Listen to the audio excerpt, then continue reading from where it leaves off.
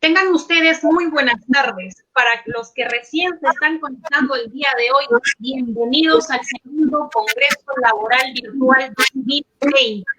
Como tercer ponente, el día de hoy tenemos al doctor Fernando Delgado Aldizuri, máster en Derecho Constitucional y Derechos Humanos por la Universidad Nacional Mayor de San Marcos. Cuenta con cursos de posgrado en Derechos Fundamentales y Garantías Procesales por la Universidad Castilla-La Mancha, España. Démosle la bienvenida y recibamos con mucho entusiasmo al doctor Fernando y su ponencia titulada La constitucionalización del derecho del trabajo. Bienvenido, doctor Fernando Delgado. Le doy el pase.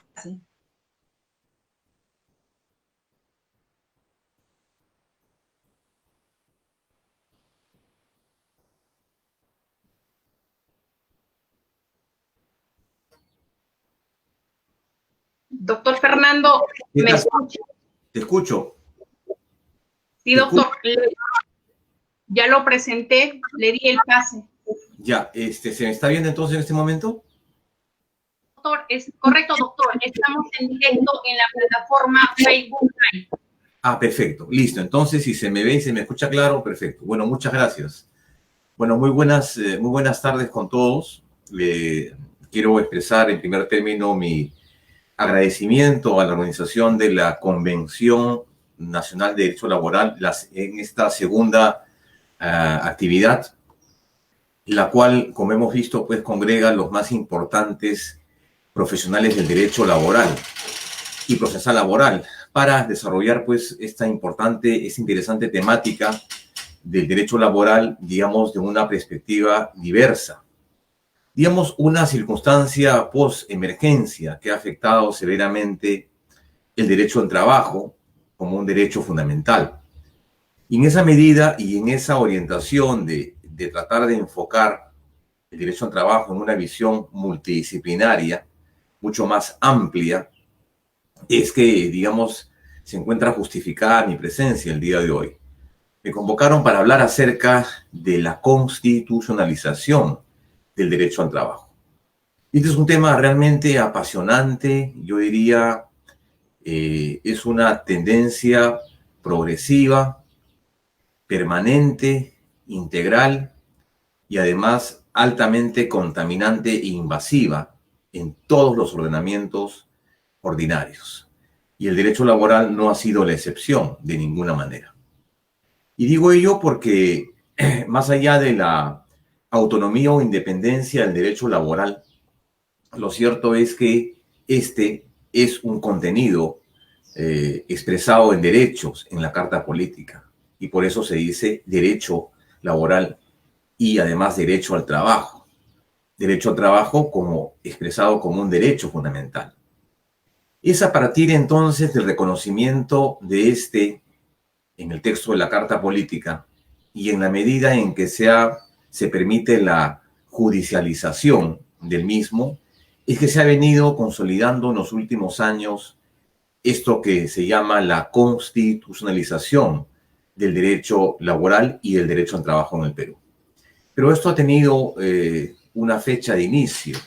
Yo diría esto es a partir del 26 de junio del 96, fecha en que entra en vigencia y funcionamiento el Tribunal Constitucional, que a partir de una serie de decisiones, no solamente en procesos de la libertad, sino también en acciones de inconstitucionalidad, ha venido perfilando y delineando y tratar de describir, ¿no? Describir el derecho laboral y el derecho al trabajo. Y en esta materia ha habido, diría, el mayor nivel de influencia, además en el derecho pensionario. En general en todos. El derecho municipal, administrativo, en el derecho penal, la incidencia ha sido muy fuerte y en todas las áreas, diría, inclusive en áreas que se podría entender privadas o exceptuadas, como es el régimen arbitral, la jurisdicción arbitral en la Carta Política. Entonces, partiendo de esa premisa, yo diría que el derecho al trabajo y el objeto de esta visión neoconstitucional, debemos partir de una serie de consideraciones a manera de introducción. Yo diría que el análisis del derecho al trabajo como un derecho fundamental y su eventual vulneración por decisión, por una acción normativa o una acción de un particular o del Estado, debe responder a una serie de pautas o de criterios. La primera es que, ya lo ha establecido el TC en reiterada jurisprudencia, es reconocer que el derecho laboral es un derecho de naturaleza tuitiva. Tuitiva porque está orientado a la protección del trabajador, a flexibilizar la interpretación de la norma para favorecer siempre al trabajador. Y en tal sentido, la interpretación de las normas laborales, como ustedes saben, siempre debe interpretarse a favor del trabajador.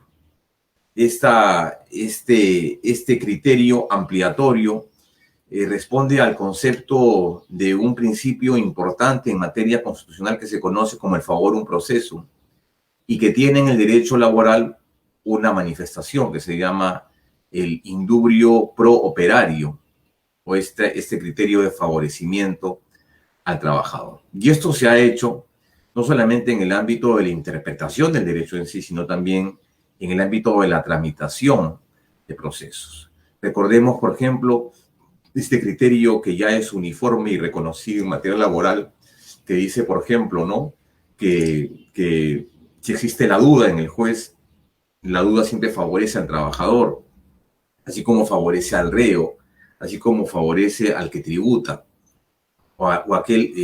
y favorece también a una de las partes en el proceso. Pero también esta suerte de flexibilización tiene que ver con el criterio que se llama la inversión de la carga de la prueba, ¿no?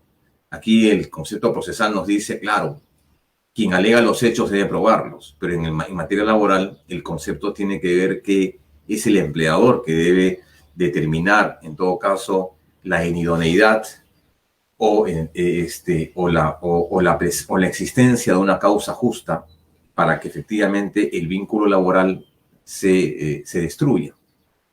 Entonces, en ese sentido, el legislador está en la obligación de suplir los vacíos legislativos y normativos que vulneren los derechos laborales. Pero a falta de ello, y como vamos a, probablemente si el tiempo lo permite, tratar de demostrar esta afirmación, yo diría que no ha sido pues el legislador, ha sido la jurisprudencia constitucional quien ha tratado de suplir estos vacíos normativos y lagunas legislativas que vulneren los derechos laborales.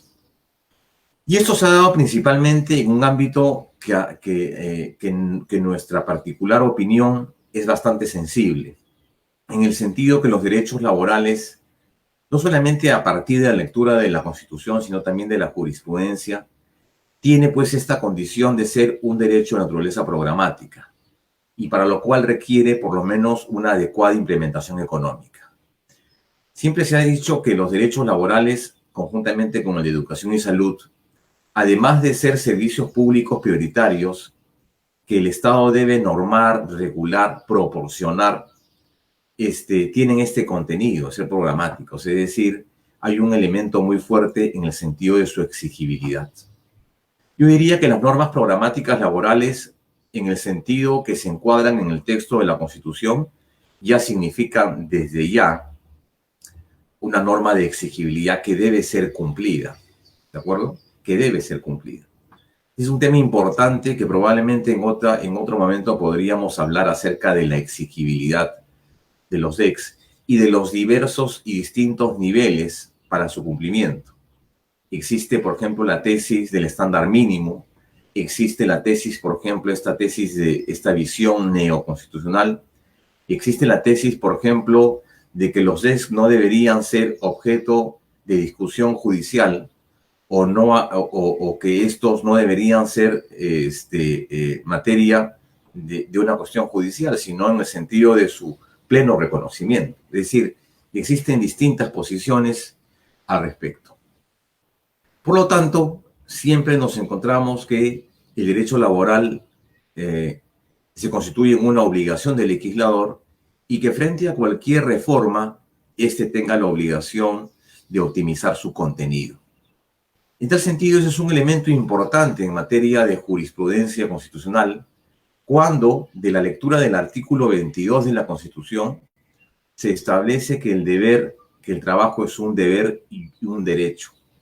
Eso es entendido como un elemento básico del bienestar social y un medio de realización de la persona. El trabajo es un derecho y un deber social y corresponde al Estado promover las condiciones económicas y sociales que eliminen la pobreza y aseguren una plena satisfacción a los habitantes y además, digamos, proveerles de una ocupación útil que tiene que ver con una protección contra el desempleo y el subempleo y cualquiera otra de sus manifestaciones. De este artículo 2, yo creo que se puede extraer un elemento importante del contenido esencial del derecho al trabajo, el cual está vinculado directamente a la dignidad humana, que en suma resulta siendo, digamos, el contenido esencial de todo derecho fundamental. Pero bueno, uno de los aspectos importantes de esta llamada constitucionalización del derecho laboral tiene que ver con algo que ya es bastante frecuente en los últimos años en materia de enfrentar los derechos y determinar sus facultades de acción. No solamente basta la enumeración del mismo, no solamente basta este esfuerzo de positivización del legislador, es decir, el derecho ya está contenido, como lo está salud, educación y trabajo, sino es necesario que se determine algo que en materia constitucional se reconoce como el llamado contenido esencial del derecho al trabajo. Y esto es un aporte muy importante en la jurisprudencia del Tribunal Constitucional. Y en tal sentido, este contenido esencial del derecho al trabajo tiene dos aspectos. Por un lado, el derecho del acceso a un puesto de trabajo y por otro lado, el derecho a no ser despedido sino por causa justa.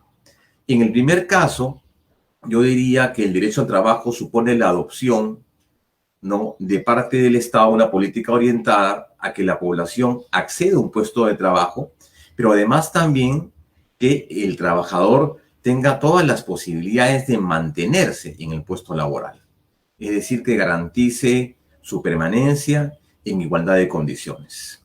Y de otro lado, goza también el trabajador, en la medida del desarrollo de esta jurisprudencia, de una correcta y bastante amplia y protectora interpretación del llamado artículo 27, es decir, aquella que precisa que el Estado otorga al trabajador la adecuada protección contra el despido arbitrario.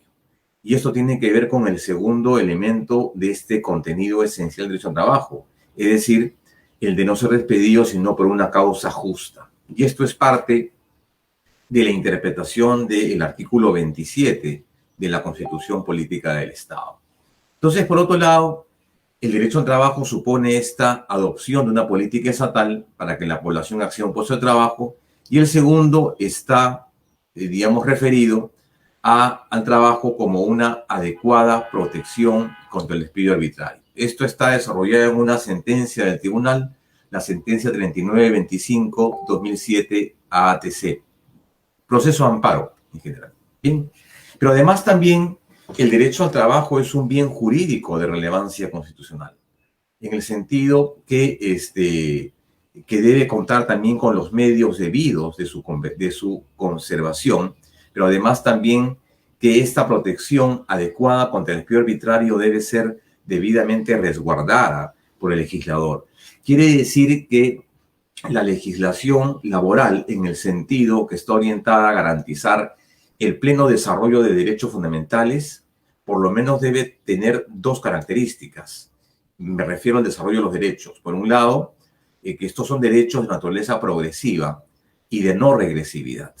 Progresiva en el sentido que cada vez que el Estado legislador entonces incorpora algún elemento que amplíe este contenido, entonces la política del Estado siempre debe estar orientada a ampliarla, a mejorarla.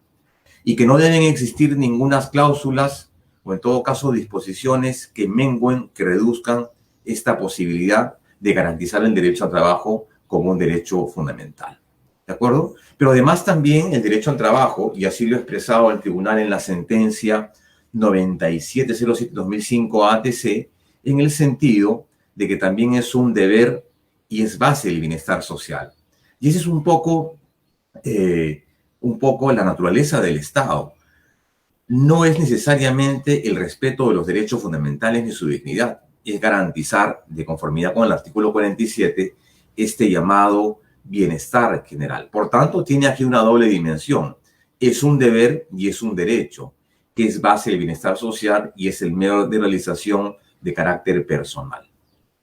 Con respecto a estos mecanismos de protección, los que hace referencia el artículo 2, inciso 15, el artículo 10, 11, 22 y 29, establece pues un conjunto de derechos, principios y garantías que deben observarse en la relación laboral. En tal sentido, el legislador ordinario, como el legislador delegado, tiene amplio margen de acción en el desarrollo de esta labor, siempre y cuando estos no afecten los derechos fundamentales y los valores contenidos en la Constitución Política del Estado. Siendo entonces el derecho al trabajo un elemento, digamos, entendido como una situación bastante, desigual, porque el trabajador, digamos, no está en la misma condición que el empleador, y eso en el Perú lo vemos con mucha frecuencia, habría que ver entonces la necesidad de desarrollar un necesario tratamiento en un régimen diferenciado. Y en el Perú, como ustedes saben, existen por lo menos dos regímenes laborales generales, alrededor de los cuales giran los otros regímenes específicos. Nos referimos a los regulados por el Decreto Legislativo 276-728. Por un lado, el primero llamado Ley de Bases en la Carrera Administrativa y de Remuneración del Sector Público, y además el otro que es el régimen privado, la Ley de Fomento al Empleo. El acceso, las características, obligaciones, finalización del contrato, la relación laboral, están regulados de manera específica cada uno. Entonces, cuando digo que se requiere un tratamiento diferenciado, es decir, claro, la labor del legislador, y en este caso un tanto también la labor del Tribunal Constitucional, cuando tiene la oportunidad de conocer estos criterios, es también entonces de establecer, digamos, si cabe, un necesario régimen de tratamiento diferenciado en la medida de mejorar, digamos, la interpretación de determinados regímenes laborales. Y en realidad esto se ha hecho en más de una oportunidad. Solamente quiero citar un caso, el caso del CAS, Decreto Legislativo 1057, en el que se estableció esta forma de contratación especial y que se lo denominó contrato administrativo de servicios.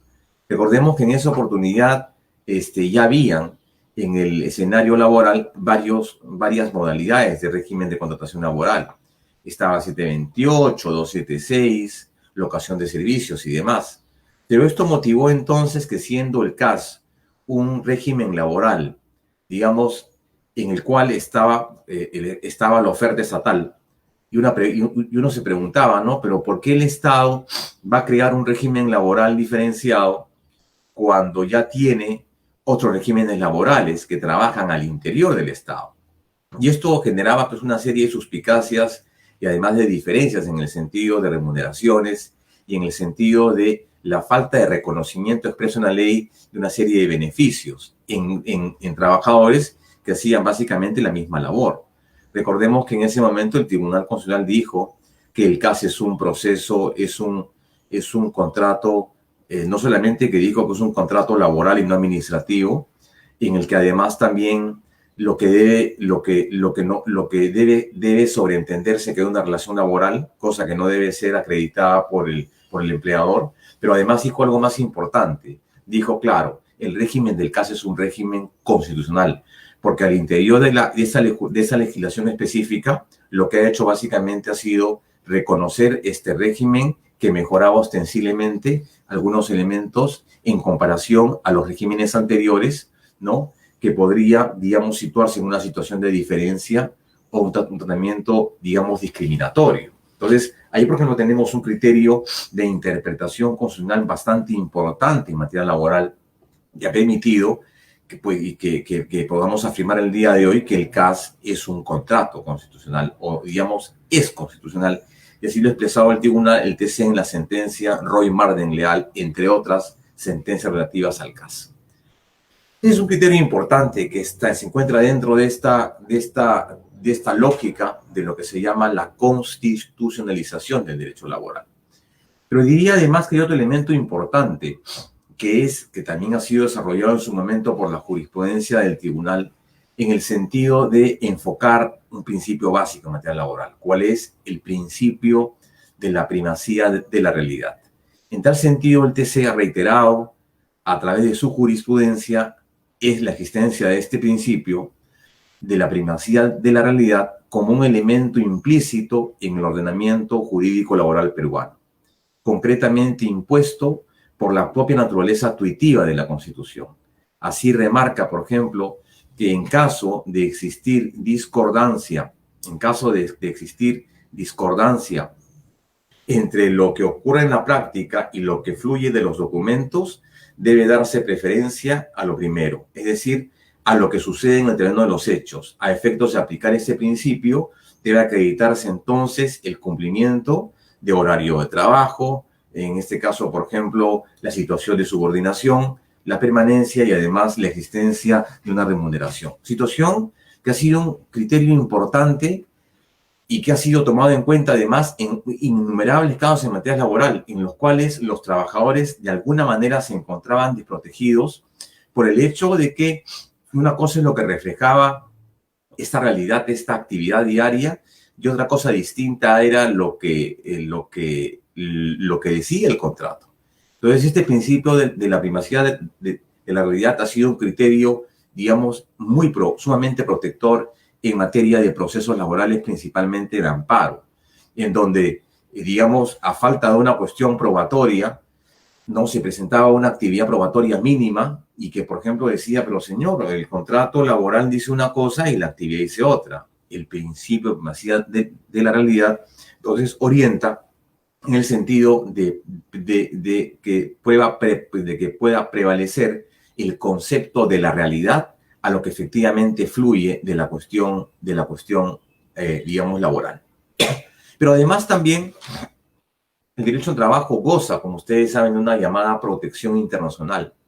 El apartado D del artículo 7 del protocolo adicional de la Convención Americana sobre Derechos Humanos en materia de derechos sociales, económicos y culturales, también conocido como PIDEX, enuncia los contenidos mínimos que siempre deben ser susceptibles de mayores niveles de protección y que no pueden significar en absoluto el menoscabo de los derechos, reconocidos, digamos, conforme a su artículo 4.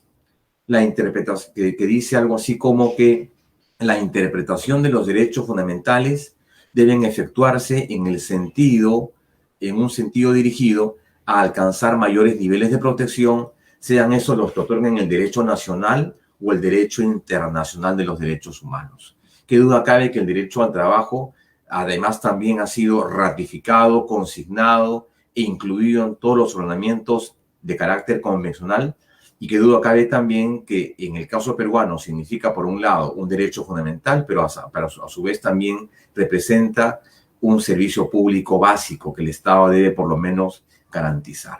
¿De acuerdo? Importante precisión. Otro elemento importante que ya lo habíamos de alguna manera mencionado, pero ahora vamos a entrar de lleno a un amplio abordaje, es esta interpretación del artículo 27 de la Carta Política, que se refiere a los mecanismos de la adecuada protección, que es parte de los principios laborales y además es parte también de la reiterada jurisprudencia en materia constitucional. El artículo 27 precisa lo siguiente: la ley otorga al trabajador la adecuada protección contra el despido arbitrario. Mediante dicho precepto, entonces, no es que la Constitución consagra el derecho a la estabilidad laboral absoluta, es decir, el derecho a no ser despedido arbitrariamente. Solo reconoce el derecho al trabajador de una adecuada protección arbitraria, digamos, situándose así en un despido arbitrario. El referido artículo tampoco indica que esto ha de entenderse en que esa protección adecuada existe pues una obligación de por lo menos establecerla o regularla. Y además también que este artículo 27 de la Constitución Política del Estado no establece pues en qué términos debe entenderse esta protección contra el despido arbitrario y prevé para tal efecto una reserva de ley para su desarrollo, y ahí el derecho es claramente reconocido y constituye en lo que la doctrina constitucional denomina el derecho constitucional de configuración legal. Dicho eso, entonces, esta adecuada protección contra el despido arbitrario, de acuerdo, ha sido desarrollada en una sentencia muy importante, la sentencia 976-2001 ATC, en la cual el tribunal delimitó pues el contenido del mencionado en derecho que debe entenderse por protección adecuada contra el despido arbitrario, y que esta es de dos tipos. Un primer tipo es el llamado modelo de carácter sustantivo, y un segundo es el modelo de carácter procesal. Y esto también es parte de una sentencia muy interesante, la sentencia Eusebio Llanos Huasco, una sentencia laboral del año 2002, si mal no recuerdo, en la que el tribunal desarrolla este concepto, digamos, sumamente interesante. En el caso del régimen sustantivo, ya el criterio del tribunal es claro en el sentido que el régimen de carácter sustantivo puede ser de dos tipos: de un régimen preventivo y de un régimen de protección sustantiva. En el régimen de carácter preventivo, tiene por finalidad que el legislador prevenga, evite o impida que un trabajador pueda ser despedido arbitrariamente. Lo que busca, mediante una norma con rango de ley, es que no se puede despedir a nadie de manera arbitraria si es que no existe una causa justa, es decir, la causal. Y la causal debe, ¿qué cosa? Probarse o acreditarse, previo procedimiento conforme lo establece la ley. Y esto tiene que ver con una adecuada protección, pero que la Constitución no la establece, no la prevé, no la precisa. Simplemente la Constitución lo que plantea es que existen vías. Por un lado, una vía de carácter ordinaria, la vía procesal laboral, y por otro lado, la vía constitucional del amparo, en la que sabemos en la actualidad es un proceso de carácter residual. Entonces, no te dice cómo se hace efectivo, te dice simplemente que existe una reserva de ley en el sentido que normas de menor jerarquía o normas de naturaleza infraconstitucional se encargarán de desarrollar estos diversos contenidos. Entonces, es un elemento importante este carácter preventivo. Pero además también tenemos este régimen, el régimen de protección sustantiva, en el sentido que cuando se materializa una norma con rango de ley, no evita pues que se produzca el despido arbitrario que puede ocurrir en cualquier momento, sino que se limita a repararlo patrimonialmente. Y este criterio ha sido desarrollado, repito, en la sentencia 976-2001 ATC. El régimen de protección sustantivo reparador es entonces, a criterio del tribunal, compatible con la Constitución cuando el trabajador, una vez que es despedido arbitrariamente, inicia una acción judicial ordinaria con el objeto que se califique el despido como injustificado, con el propósito de exigir al empleador un pago compulsivo, lo que se conoce como la indemnización. ¿De acuerdo? Ese es el otro, digamos, la otra dimensión de este llamado carácter sustantivo. Mientras que la protección de carácter procesal, ¿de acuerdo? Tiene, digamos, ya dos dimensiones. Por un lado, la llamada eficacia resarcitoria, y por otro lado, la llamada eficacia restitutiva. En el caso de la eficacia resarcitoria, yo diría tiene que ver con el concepto de resarcir, pues indemnizar a un trabajador que ha sido indebidamente despedido. Y en el ámbito de la opción reparadora, perdón, restitutiva, significa la reposición del trabajador en el puesto de labores. Claro, el tribunal ya ha dicho en su momento que en este caso optar por que cuando se presenta esto de manera, digamos, copulativa, es decir, hay un despido y hay una indemnización inmediatamente, digamos, el tribunal ha dicho que ese es un tratamiento, digamos, en términos constitucionales, permitido. Es decir, lo que ocurría en el Perú hace muchos años, que era esta famosa compra de puestos, ¿no? La compra-renuncia. Cuando algunas entidades públicas entraron en procesos de reorganización, entonces el Estado comenzó a comprar renuncias públicas, es decir, disponer el despido y como consecuencia de ello también indemnizar a los trabajadores. Pero quiero que quede claro lo siguiente, esta particular interpretación que ha hecho el tribunal con respecto al despido arbitrario, entonces no significa de ninguna manera el elemento de una estabilidad laboral absoluta, sino en el sentido de brindarle los mecanismos adecuados para hacer efectiva su defensa en el ámbito número 1 de su resarcimiento, una tutela indemnizatoria y por otro lado una tutela restitutiva, pudiendo en todo caso ser las dos que se den en un solo momento, pero obviamente con distintos efectos. En materia constitucional solamente es posible que se declare esta tutela de reposición, mientras que en la vía procesal laboral sería la vía adecuada para establecer, por un lado, la reposición y por otro lado, la indemnización que hubiere lugar. ¿De acuerdo? Entonces, ese es un concepto importante, esta particular interpretación del artículo 27, que es un tema importante. Ahora, pasando a otro tema también en el cual ha habido un interesante y amplio desarrollo en materia laboral y que se conoce como esto, pues, ¿no? Lo que estamos hablando el día de hoy, la constitucionalización del derecho al trabajo, tiene que ver con este alto nivel de impregnación, tiene que ver con esta redefinición y esta reinterpretación de los criterios en materia laboral, en la medida, repito, que el derecho laboral es un derecho fundamental. Y entonces, yo en la parte final voy a más o menos dar algunos criterios con respecto a lo que significa esta tesis neoconstitucional.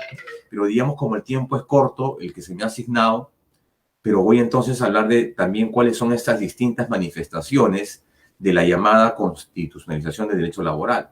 Y acá hay un elemento importante. La sentencia 4699-2007 ha establecido el Tribunal Constitucional en el sentido de determinar estos elementos esenciales de la relación laboral. Este colegiado ha establecido que en una relación laboral, en un contrato de trabajo, por ejemplo, se configura al comprobarse y concurrir la existencia de tres elementos importantes. Primero, la prestación personal de servicio por parte del trabajador. Número 2, la remuneración. Número 3, el vínculo de la subordinación jurídica. Es decir, eso es lo que deberías probar, a excepción del CAS, ¿no? Porque se supone que en el CAS sí hay una relación laboral. Pero eso es lo que un trabajador, digamos, mediana y mínimamente debería acreditar. La existencia de la relación laboral a partir, digamos, de una correcta interpretación de este criterio llamado el principio de la primacía de la realidad. Es decir, la prevalencia no de los contratos, sino de la actividad que el trabajador mantiene. Eso también supone, ¿qué cosa? Este derecho a la continuidad en la relación laboral. Y esto se ha sido desarrollado en una sentencia interesante. La sentencia 1077-2006 ATC. Entonces, esto no solamente, digamos, garantiza el acceso a un puesto de trabajo, que, digamos, esto además es considerado como un contenido esencial del derecho al trabajo, sino también el hecho del mantenimiento. Esta segunda dimensión resulta siendo importante porque tiene plena concordancia con el artículo 27 de la Constitución, el cual contiene un mandato expreso al legislador para que establezca, regule o disponga una adecuada protección contra el despido arbitrario. Es decir, se tiende a la continuidad en la relación laboral, no con la proscripción expresa de la sola voluntad del empleador, ¿no? O con la sola y unilateral voluntad del empleador, digamos, para dejar sin efecto esta situación, salvo que exista una causa objetiva de despido. Y la propia sentencia, repito, 1077-2006 AATC, ya había precisado que esto tiene dos tipos de conductas. Por un lado, la capacidad o la conducta del trabajador. En primer lugar, la capacidad del trabajador. Acá nos referimos a lo siguiente, ¿no? Que estas causales, esta expresión de causa justa que justificaría el rompimiento del vínculo laboral, y que uno lo entiende como, lo voy a explicar de la siguiente manera. Cuando hay una disminución de la actividad laboral, por ejemplo, algunos trabajadores que tienen, por ejemplo, lo que se llamaba antes el trabajo al destajo, ¿no? Que se decía, por ejemplo, bueno, mira, el trabajo tuyo consiste en resolverme o en elaborarme 10 informes jurídicos diarios. Entonces, cuando hablamos de la capacidad del trabajador, entonces podríamos ejemplificar esto que estamos diciendo de la siguiente manera. ¿Qué pasa si el trabajador disminuye ostensiblemente esa cantidad? O sea, ya no produce 10 informes jurídicos, sino produce 5, o produce 2 o 3. Entonces, hay una disminución ostensible, probada y acreditada en la capacidad. O en todo caso, el segundo supuesto es la conducta del trabajador. Y esta conducta del trabajador puede entonces enmarcarse en una serie de actitudes, por ejemplo, el faltamiento de palabra, ¿no? El trato irrespetuoso al superior, o por ejemplo, que el trabajador incurra pues en una situación, por ejemplo, que el trabajador acude al centro de labores en un estado de debilidad de manera reiterada, ¿no? O bajo los efectos de los sinógenos. Entonces es un concepto, digamos, sumamente importante que habría que señalarlo. ¿De acuerdo? Bien. Pero además también el otro elemento es esta naturaleza inalienable de los derechos del trabajador. Y acá quiero precisar lo siguiente. Yo probablemente lo que diga puede causar un poquito de duda o un poco de controversia en el sentido de que el artículo 27, pues, lo que habla son los derechos reconocidos al trabajador y no habla de los derechos adquiridos del trabajador, ¿no? O sea, los derechos que tiene el trabajador en su vida laboral son derechos adquiridos o son derechos reconocidos. Es decir, estos derechos adquiridos no pueden ser modificados por sucesiones normativas posteriores o en todo caso son derechos reconocidos, en los cuales se habla pues de esta naturaleza inalienable de los derechos laborales. Respecto a este elemento de la irrenunciabilidad de los derechos laborales, dentro también de los derechos fundamentales, el TC ha sostenido que una cosa es la irrenunciabilidad de los derechos, esto es su naturaleza inalienable en la condición de que estos son bienes fuera de la disposición, obviamente llegado el caso de sus propios titulares, por ejemplo, no podría argumentarse válidamente que un trabajador ha renunciado al pago de sus haberes, por ejemplo. Y otra cosa distinta es la sanción legal que impone el titular de un derecho que tras su agresión no ejercita pues el medio de defensa en un lapso previsto. O sea, yo reconozco que existen elementos importantes de estos derechos adquiridos, de acuerdo del trabajador, de la relación laboral, del tiempo transcurrido. Es más, en materia laboral la costumbre es un elemento importante, es fuente básica en materia de la interpretación y pautas de resolución de conflictos en materia judicial. Pero hablar de los derechos adquiridos de los trabajadores, yo más bien me orientaría a decir derechos reconocidos a los trabajadores y además desde el punto de vista de la inalienabilidad. Obviamente un trabajador no puede pues renunciar a su remuneración, no puede renunciar a los subsidios, a las gratificaciones y demás situaciones, ¿no? Es un tema importante. Pero bueno, así como hemos visto, digamos, estas facultades de acción de trabajadores que enfrentan el rompimiento en una relación laboral en una situación totalmente desigual, también habría que hablar acerca de las responsabilidades del Estado frente a la relación de trabajo.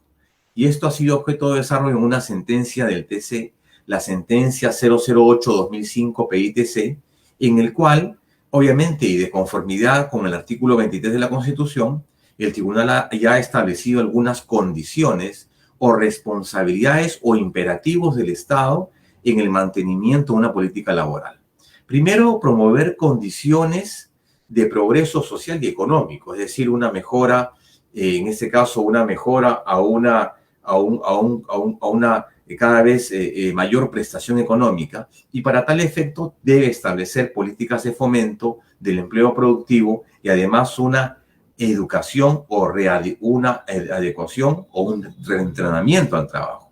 Asegurar que ninguna relación laboral limite el ejercicio de los derechos constitucionales ni desconozca o rebaje la dignidad del trabajador. Importante precisión.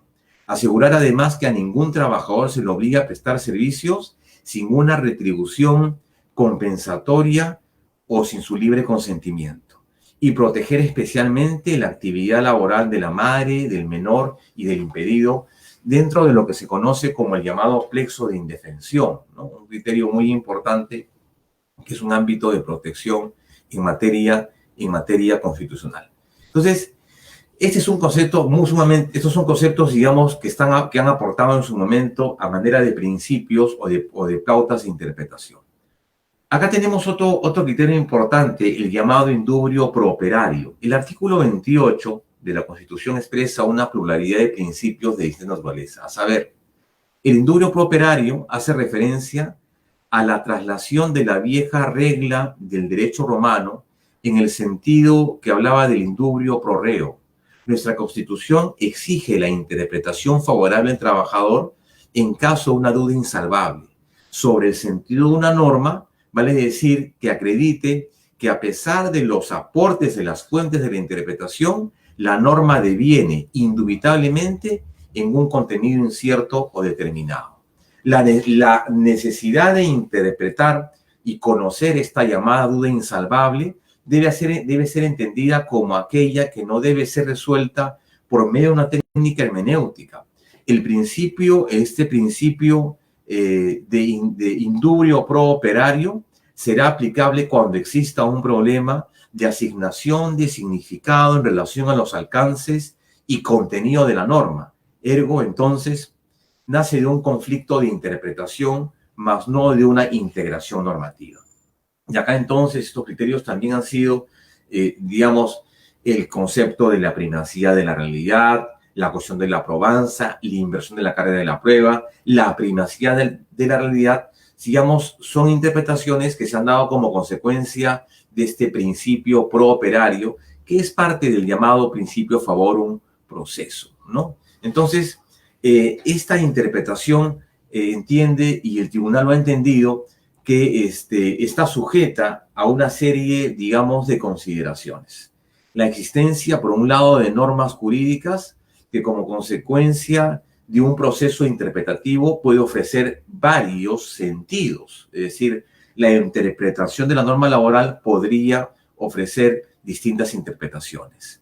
La imposibilidad lógica o zulógica de dirimir esa duda mediante la utilización de cualquier método interpretativo admitido como válido en el ordenamiento nacional. Es decir, lo que cabe ahí es aplicar la llamada interpretación constitucional, es la interpretación conforme y de acuerdo al texto de la Constitución y que trae como consecuencia dos elementos. Por un lado, una interpretación de carácter fructuosa, en el sentido que la interpretación fructuosa trae como consecuencia una mejora de los principios, una mejora en la optimización del derecho y, por otro lado, una interpretación previsora que evite conflictos en materia. Y además también la obligación de adoptar como sentido normativo aquel que ofrece mayores beneficios al trabajador. Son criterios que en todo caso ha manejado el Tribunal Constitucional cuando ha tenido que resolver en el caso, por ejemplo, de los procesos laborales, ¿no? Los despidos, 728, 276, régimen CAS y demás situaciones, digamos, importantes. Entremos un poco ya a unas cuestiones mucho más casuísticas jurisprudenciales, porque hasta ahora lo que hemos hablado ha sido un tanto, digamos, de la expresión de principios y, digamos, estos criterios a modo de jurisprudencia. Pero solamente no quiero terminar mi sesión sin antes precisar, digamos, los dos precedentes laborales más importantes en materia constitucional. Y uno de ellos, que duda cabe, es la sentencia 206-2005 PATC, el caso de César Pedro Antonio Bailón Flores. Esa es una sentencia importantísima que adquiere al día de hoy la llamada condición de ser un precedente vinculante constitucional. Y como tal, entonces, lo que establece Pedro Antonio Bailón Flores es cómo se expresa esta adecuada protección del derecho al trabajo en caso de despidos arbitrarios a través de una protección adecuada vía un proceso de amparo, ¿no? Entonces, aquí yo diría, claro, el tribunal en esa sentencia estima que se modifica sustancialmente la competencia de este órgano colegiado para conocer las controversias derivadas en materia laboral, individual, pública o privada. Repito, dentro de la temática laboral, individual, colectiva, pública o privada. Y esto complementado con los criterios desarrollados en la sentencia Eusebio Nosguasco, sentencia 976-2001 AATC. ¿De acuerdo? Entonces, lo que plantea Bailón Flores es que, claro, por un lado delimita la necesidad de establecer los llamados contenidos esenciales del derecho al trabajo, es decir, número uno, una adecuada protección contra el despido arbitrario, que supone, por un lado, la indemnización o la reposición según corresponda, a elección del trabajador. Pero además también determina qué tipos de despidos son los que son pasibles a ser discutidos o a ser evaluados al interior de la jurisdicción constitucional del amparo. Y aquí ha sido muy claro. Entonces, lo que establece Bailón Flores es lo siguiente: ¿qué tipos de despidos se podrán ver a partir, digamos, de la entrada en vigencia de este precedente vinculante? Regla jurídica de alcance general a partir del cual el tribunal precisa un concepto de naturaleza homóloga a futuro y que deviene en parámetro normativo. ¿Qué tipos de despido? Por un lado, la existencia del llamado despido nulo. Este despido nulo aparece de conformidad con lo establecido, recordemos, en el artículo 29 del decreto legislativo 728, ¿no? En el sentido de que el tribunal desarrolla y dice, bueno, hay un despido nulo, entre otras cosas, y acá hay una ampliación importante, digamos, de tipos de despido, cuando se despide un trabajador por su mera condición de afiliado a un sindicato o por su participación de actividades sindicales. Esto, digamos, corrige o aumenta lo que ya había establecido las normas de protección sindical en materia de la OIT. Segundo, se despide un trabajador por su mera condición de candidato o representante de los trabajadores o por haber actuado en esa condición. Situación esta que sí estaba prevista en la legislación laboral de la OIT. Se despide a un trabajador por una razón de discriminación derivados de sexo, raza, opinión, opción política y demás. Debo incluir ahí, por ejemplo, además también el elemento de la orientación sexual. Se despide un trabajador por su estado de embarazo, siempre y cuando se produzca en cualquier momento del periodo de gestación y este amplía además la protección dentro de los 90 días, lo que se conoce como el estado puerperal. Importante porque esa precisión no está en la norma laboral. Se despide además un trabajador por protección por ser portador del SIDA, ¿de acuerdo? Este es en una ley específica que es la ley 26.626, porque esto efectivamente genera una situación de discriminación, una situación de discriminación con respecto al trabajador. Es por ello entonces que este despido nulo genera este tipo de consecuencia, ¿de acuerdo? Entonces, acá, y por último, se despide un trabajador por una situación por razones de discapacidad. Discapacidad en el sentido de entender esto como una merma o como un menoscabo de una capacidad motora, sensitiva, sensorial o cognitiva que no le permite a un trabajador desarrollar una actividad en comparación de una persona sin esta merma, sin esta, digamos, deficiencia. Despido incausado, aparece esta modalidad de conformidad con lo establecido en la sentencia del Tribunal Telefónica del Perú, caso Telefónica del Perú, un caso interesantísimo, sentencia 1124-2002 AATC. Se despide un trabajador, ya sea de manera verbal o mediante una comunicación escrita, sin expresarle causa injusta alguna derivada de la conducta o de la labor que justifique. Es decir, no existe causa, no existe razón, no existe justificación. En el caso del despido fraudulento, que también es parte de la adecuada protección contra en el caso de Bailón Flores, diríamos, aparece esta modalidad de conformidad con lo establecido en la sentencia del TC, en la sentencia 628-2001 AATC. ¿Y qué se entiende por un despido fraudulento? Se despide a un trabajador con ánimo perverso, auspiciado por el engaño, por ende de manera contraria a la verdad y la rectitud de las relaciones laborales. Se sitúa al trabajador en una situación de desconocimiento, aun cuando se cumple con la imputación de la causal y los cánones procedimentales, como sucede cuando se impone al trabajador hechos notoriamente inexistentes, falsos, imaginarios, o asimismo se atribuye una falta no prevista en el ordenamiento legal. Es decir, es un despido auspiciado con fraude, con engaño. Ese es el otro tipo de despido, ¿de acuerdo? Y entonces, además también el tribunal, en virtud de esa sentencia, cambia pues la competencia, ¿no? Y dice, a partir de ahora yo me voy a encargar de estos, entonces de estos tipos de despidos y entonces resultarán siendo improcedentes y en todo caso por la vía aquellos tipos de despidos que tienen que ver, por ejemplo, con aquellos que no tienen un contenido esencial, como por ejemplo licencias, bonificaciones, desplazamientos, rotaciones, entre otras situaciones ya son objeto de una vía procesal laboral. Entonces, por un lado determina la competencia constitucional y por otro lado determina la competencia laboral.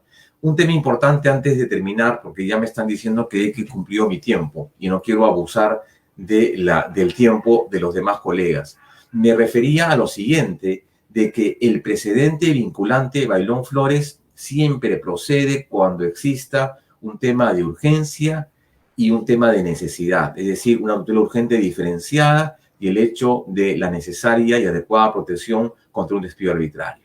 Yo con ello termino, no sin antes agradecer la gentil invitación de la Federación Unificada de Abogados, también con el auspicio de la Sociedad Peruana de Derecho, de la cual además también soy parte de la institución, soy director nacional de este corporativo en materia académica, y además agradecerle al doctor, a los amigos que han permitido esta actividad. Y bueno, si hay preguntas, con todo gusto. Si no, un fuerte abrazo a la distancia, muy buenas tardes y muchas gracias.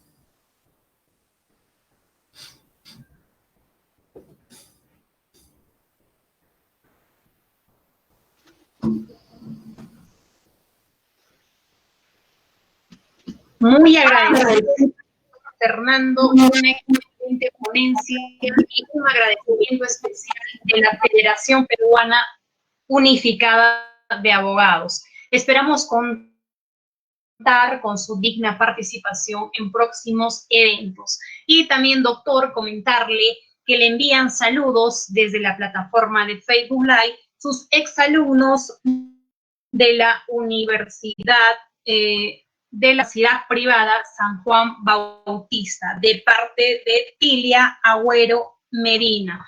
Estamos muy agradecidos, doctor, ya que el tema de exposición ha sido muy importante para todos los participantes. Muchas gracias, doctor Fernando.